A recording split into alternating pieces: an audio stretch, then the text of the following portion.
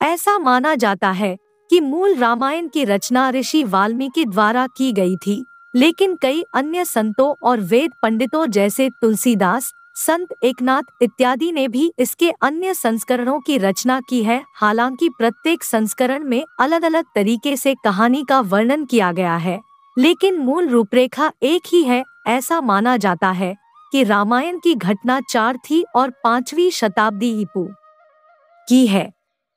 एक रामायण के हर 1000 श्लोक के बाद आने वाले पहले अक्षर से गायत्री मंत्र बनता है।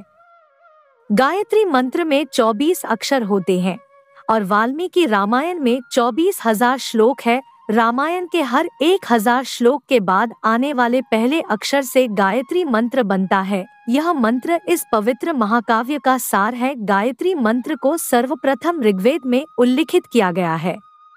2 राम और उनके भाइयों के अलावा राजा दशरथ एक पुत्री के भी पिता थे।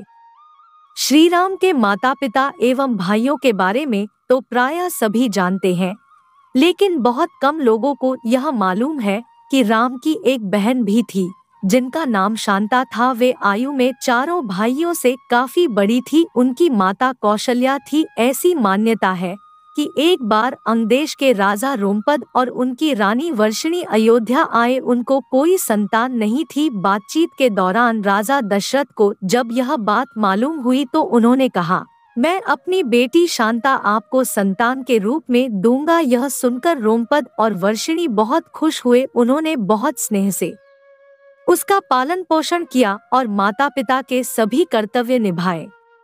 एक दिन राजा रोमपद अपनी पुत्री से बातें कर रहे थे। उसी समय द्वार पर एक ब्राह्मण आए और उन्होंने राजा से प्रार्थना की कि वर्षा के दिनों में वे खेतों की जुताई में राज दरबार की ओर से मदद प्रदान करे। राजा को यह सुनाई नहीं दिया और वे पुत्री के साथ बातचीत करते रहे। द्वार पर आए नागरिक की याचना न सुनने से ब्राह्मण को दुख हुआ और वे राजा रोमपद का राज्य छोड़कर चले गए। वह ब्राह्मण इंद्र के भक्त थे। अपने भक्त की ऐसी अनदेखी पर इंद्रदेव राजा रोमपद पर क्रुद्ध हुए और उन्होंने उनके राज्य में पर्याप्त वर्षा नहीं की। इससे खेतों में खड़ी फसलें मुरझाने लगी।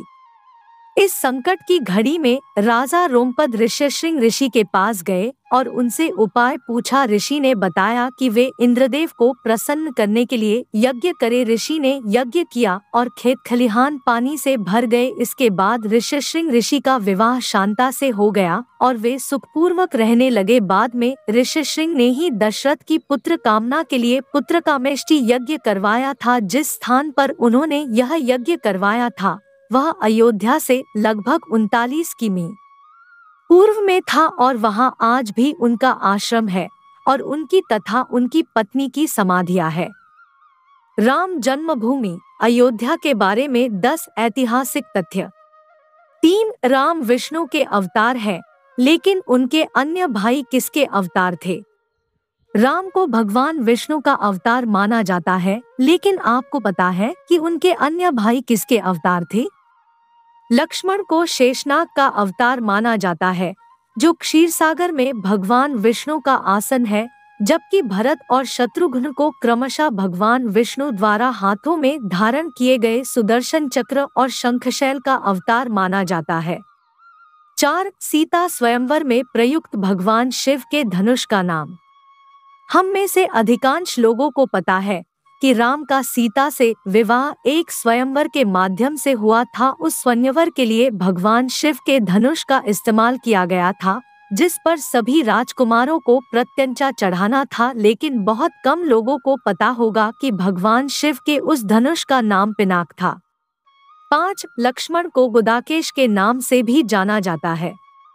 ऐसा माना जाता है कि वनवास के 14 वर्षों के दौरान अपने भाई और भाभी की रक्षा करने के उद्देश्य से लक्ष्मण कभी सोते नहीं थे। इसके कारण उन्हें गुदाकेश के नाम से भी जाना जाता है। वनवास की पहली रात को जब राम और सीता सो रहे थे तो निद्रा देवी लक्ष्मण के सामने प्रकट हुई। उस समय लक्ष्मण ने निद्रा देवी से अनुरोध किया कि उन्हें ऐसा वरदान दे कि वनवास के 14 वर्षों के दौरान उन्हें नींद न आए और वह अपने प्रिय भाई और भाभी की रक्षा कर सके। निद्रा देवी इस बात पर प्रसन्न होकर बोली कि अगर कोई तुम्हारे बदले 14 वर शो तक सोए तो तुम्हें यह वरदान प्राप्त हो सकता है। इसके बाद लक्ष्मण की सलाह पर निद्रा देवी लक्ष्मण की पत्नी और सीता की बहन उर्मिला के पास पहुंची। उर्मिला ने लक्ष्मण के बदले सोना स्वीकार कर लिया और पूरे 14 वर्षों तक सोती रही। 6 उस जंगल का नाम जहाँ राम, लक्ष्मण और सीता वनवास के दौरान रुके थे। रामायण महाकाव्य की कहानी के बारे में हम सभी जानते हैं कि राम और सीता लक्ष्मण के साथ 14 वर्षों के लिए वनवास गए थे और राक्षसों के राजा रावण को हराकर वापस अपने राज्य लौटे थे। हम में से अधिकांश लोगों को पता है कि राम, लक्ष्मण और सीता ने कई साल वन में बिताए थे, लेकिन कुछ ही लोगों को उस वन के नाम की जानकारी होगी। उस वन का नाम दंडकारण्य था, जिसमें राम, सीता और लक्ष्मण ने अपना वनवास बिताया था। यह वन लगभग 35,600 वर्ग मील में फैला हुआ था, जिसमें वर्तमान छत्तीसगढ़, उड़ीसा, महाराष्ट्र और आंध्र प्रदेश के कुछ हिस्से शामिल थे। उस समय यह वन सबसे भयंकर राक्षसों का घर माना जाता था, इसलिए इसका नाम दंडकारण्य था, जहाँ दंड का अर्थ सजा देना और अरण्य का अर्थ वन है। 7 लक्ष्मण रेखा प्रकरण का वर्णन वाल्मीकि रामायण में नहीं है। पूरे रामायण की कहानी में सबसे पेचीदा प्रकरण लक्ष्मण रेखा प्रकरण है, जिसमें लक्ष्मण वन में अपनी झोपड़ी के चारों ओर एक रेखा खींचते हैं। जब सीता के अनुरोध पर राम हिरण को पकड़ने और मारने की कोशिश करते हैं, तो वह हिरण राक्षस मारीच का रूप ले लेता है। मरने के समय में मारीच राम की आवाज में लक्ष्मण और सीता के लिए रोता है। यह सुनकर सीता लक्ष्मण से आग्रह करती है कि वह अपने भाई की मदद के लिए जाए, क्योंकि ऐसा प्रतीत होता है कि उनके भाई किसी मुसीबत में फंस गए हैं।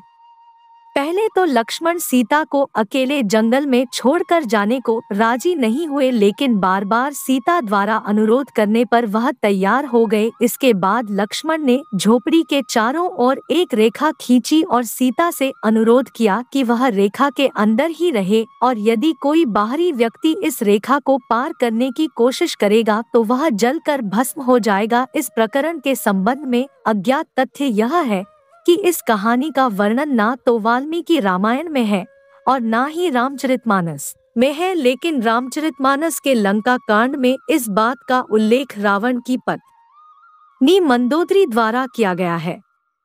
भगवान शिव से जुड़े 15 प्रतीक और उनका महत्व। 8 रावण एक उत्कृष्ट वीणा वादक था।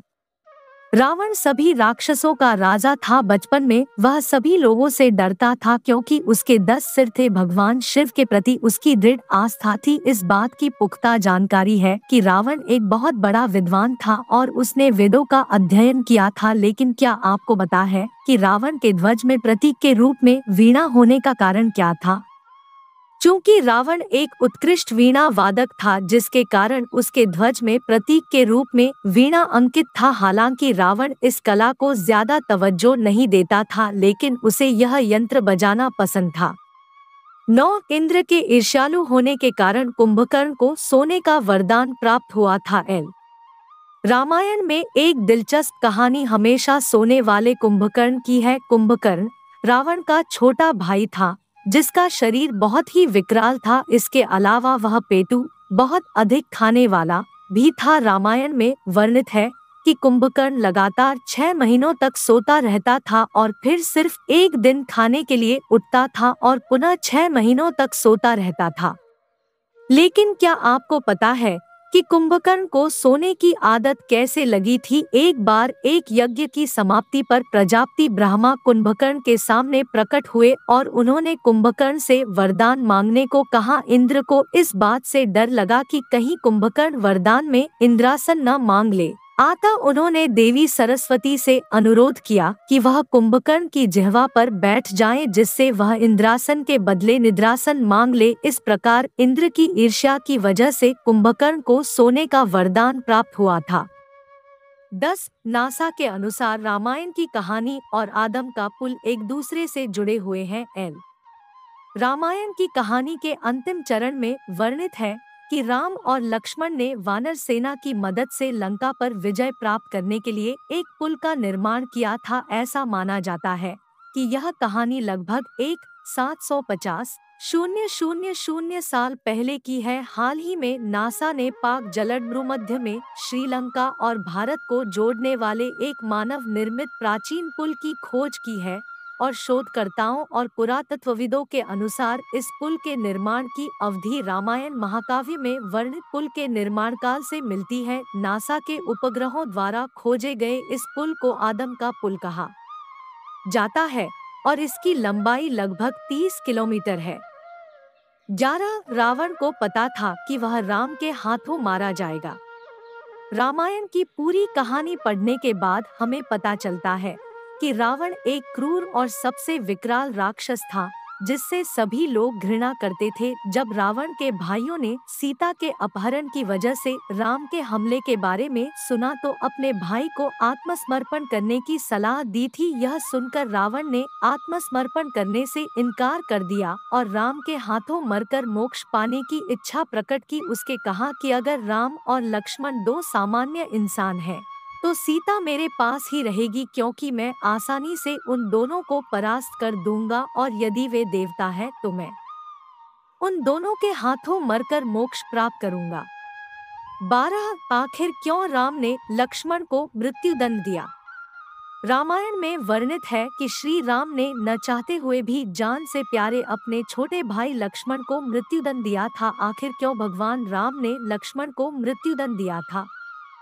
यह घटना उस वक्त की है जब श्री राम लंका विजय के बाद अयोध्या लौट आए थे और अयोध्या के राजा बन गए थे। एक दिन यम देवता कोई महत्वपूर्ण चर्चा करने के लिए श्री राम के पास आते हैं। चर्चा प्रारंभ करने से पूर्व उन्होंने भगवान राम से कहा कि आप मुझे वचन दें कि जब तक मेरे और आपके बीच वार्तालाप होगी हमारे बीच कोई नहीं आएगा और जो आएगा उसे आप मृत्युदंड देंगे। इसके बाद राम लक्ष्मण को यह कहते हुए द्वारपाल नियुक्त कर देते हैं कि जब तक उनकी और यम की बात हो रही है वो किसी को भी अंदर न आने दे, अन्यथा वह उसे मृत्युदंड दे देंगे। लक्ष्मण भाई की आज्ञा मानकर द्वारपाल बनकर खड़े हो जाते हैं। लक्ष्मण को द्वारपाल बने कुछ ही समय बीतने के बाद वहां पर ऋषि दुर्वासा का आगमन होता है। जब दुर्वासा ने लक्ष्मण से अपने आगमन के बारे में राम को जानकारी देने के लिए कहा तो लक्ष्मण ने विनम्रता के साथ मना कर दिया। इस पर दुर्वासा क्रोधित हो गए तथा उन्होंने संपूर्ण अयोध्या को श्राप देने की बात कही। लक्ष्मण ने शीघ्र ही यह निश्चय कर लिया कि उनको स्वयं का बलिदान देना होगा ताकि वो नगरवासियों को ऋषि के श्राप से बचा सके और उन्होंने भीतर जाकर ऋषि दुर्वासा के आगमन की सूचना दी।